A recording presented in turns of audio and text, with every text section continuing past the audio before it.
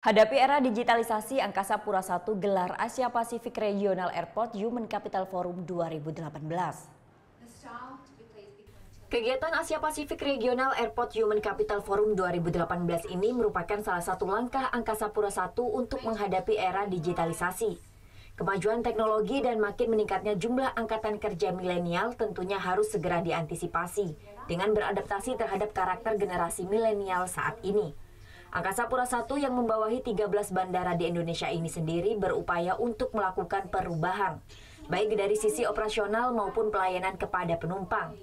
Dengan digitalisasi bandara ini tentunya diharapkan dapat mempercepat proses pelayanan maupun operasional di bandara. Seperti halnya self-service yang ada di Bandara Changi di Singapura yang telah menerapkan pola digitalisasi. Angkasa Pura yang membawahi 13 bandara di Indonesia ini sudah mulai mempersiapkan beberapa perangkat pendukung digitalisasi.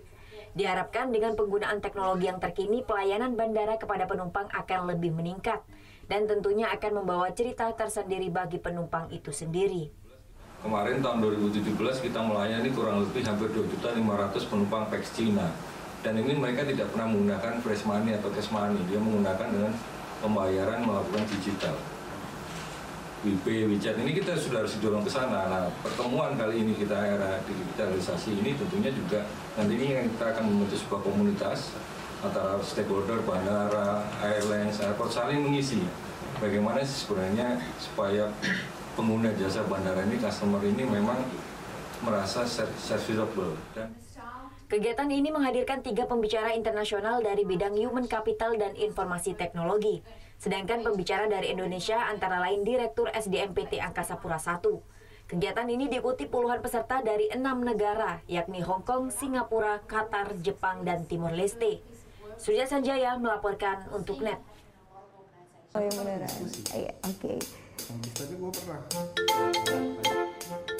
Nah, udah kan untuk beritanya? Jangan lupa di-subscribe, di-like, dan juga di-komen ya akun YouTube dari Net Bali.